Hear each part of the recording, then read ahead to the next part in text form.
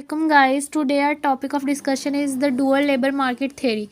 This theory is of the view that there are two groups within the labor market which are given below: primary market, secondary market. ये जो theory है dual labor market theory है, हमें ये बताती है कि यहाँ दो तरह की मार्केट्स होती हैं लेबर की. फर्स्ट ऑफ ऑल होती है प्राइमरी मार्केट, दूसरी होती है secondary market. The word dual refers to the existence of primary and secondary market. The secondary market exists in most of the developing countries. जो secondary market होती है वो developing countries में होती है and run parallel with the primary markets, और वो primary markets के साथ साथ चलती हैं. Thus the dual market consists of two tyres. जो हमारे पास डुअल मार्केट है होती है उसके टू टायर्स होते हैं. या वो one tyre is concerned with primary market. जो पहला हमारे पास टायर है वो प्राइमरी मार्केट से concern and the other concern with the secondary market. तो जो दूसरा टायर होता है वो सेकेंडरी मार्केट से कंसर्न होता है. हम ये कह सकते हैं कि जो डुअल मार्केट थ्योरी है ना, ये हमें कहती है कि हमारे पास विद इन टाइम दो मार्केट्स होती हैं, जिन एक प्राइमरी और सेकेंडरी. जो सेकेंडरी होती है वो डेवलपिंग कंट्रीज़ में होती है और प्राइमरी मार्केट के साथ साथ चल रही होती है. The workers in the upper tier और in a primary sector enjoy high wages. जो upper sector में हम primary sector और upper tier दोनों एक ही सेक्टर का नाम है, जिसको हम एक ही मार्केट सेक्टर का नाम होता है, जिसको हम अपर टायर भी कहते हैं और प्राइमरी सेक्टर भी कहते हैं. Enjoy high wages. इनमें हाई वेजेस होती हैं, ज़्यादा benefits, more benefits, job security होती है. And they are mostly unionised. वो ज़्यादा यूनियनाइज्ड होते हैं. Often come forward to protect their rights. वो इकट्ठे अपने राइट्स को प्रोटेक्ट करते हैं. The workers in the sector highly skilled होते हैं, हाईली क्वालिफाइड होते हैं एंड हाईली एक्सपीरियंस. उनके पास एक्सपीरियंस भी ज़्यादा होता है. They get the rapid promotions, और वो प्रमोशंस हासिल करते हैं. ये हम कंपैरेटिवली कह रहे हैं सेकेंडरी मार्केट के जो प्राइमरी मार्केट में वर्कर्स होते हैं ना, वो ज़्यादा स्किल्ड होते हैं, ज़्यादा क्वालिफाइड होते हैं, एक्सपीरियंस्ड होते हैं और ज़्यादा प्रमोशंस उनको प्राइमरी मार्केट की निस्बत या अपर टायर की सेकेंडरी मार्केट की निस्बत ज़्यादा उनको प्रमोशंस के जो मौके उनके ज़्यादा होते हैं. While the workers in a lower tier, जब हम लोअर टायर की सेकेंडरी मार्केट को कहते हैं, get low wages and salaries. जो लोअर टायर है या सेकेंडरी मार्केट है उनमें जो लेबर की वेजेस होती हैं ना वो कम होती हैं अपर टायर की निस्बत प्राइमरी मार्केट की निस्बत. They do not have any job security. They are least unionized. उनके पास कोई जॉब सिक्योरिटी नहीं होती, लीस्ट यूनियनाइज्ड होते हैं, मतलब अपने राइट को वो प्रोटेक्ट नहीं कर सकते मिलके. Often fail to get the institutional wages structure and have little chances of promotion.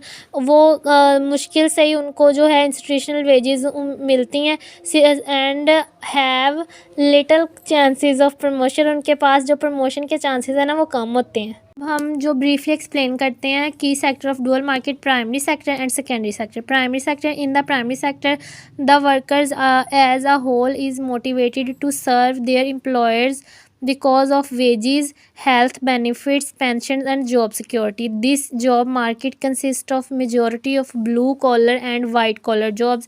ये जो हम जैसे कि पहले बात कर चुके हैं, जो प्राइमरी सेक्टर होता है ना, इसमें जो वर्कर्स होते हैं वो हाईली क्वालिफाइड होते हैं, हाईली एक्सपीरियंस्ड होते हैं, इसलिए उनको ना जो बेनिफिट्स वो ज़्यादा मिलते हैं, पेंशन्स भी होती हैं, उनकी जॉब सिक्योरिटी भी होती है.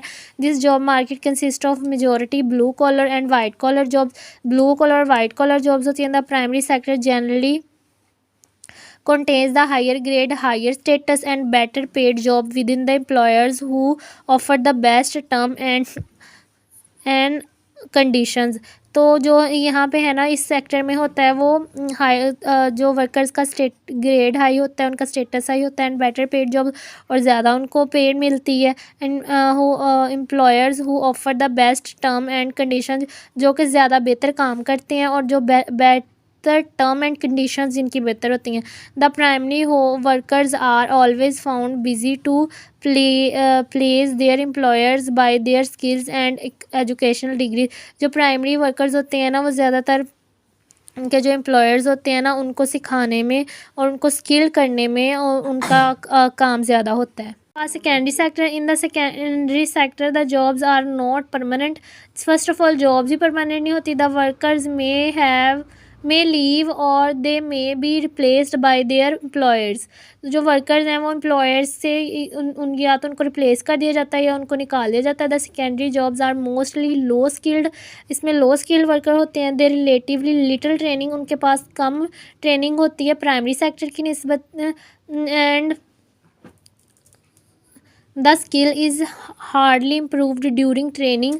जो इनकी ट्रेनिंग होती है उसमें उसके स्किल हार्डली इम्प्रूव होते हैं. वो इनके ज़्यादा सीखने के मौके नहीं होते इस सेक्टर में. This is because that the jobs are unattractive. Jobs होती हैं वो अनअट्रैक्टिव होती हैं. There is a little incentives to stay there.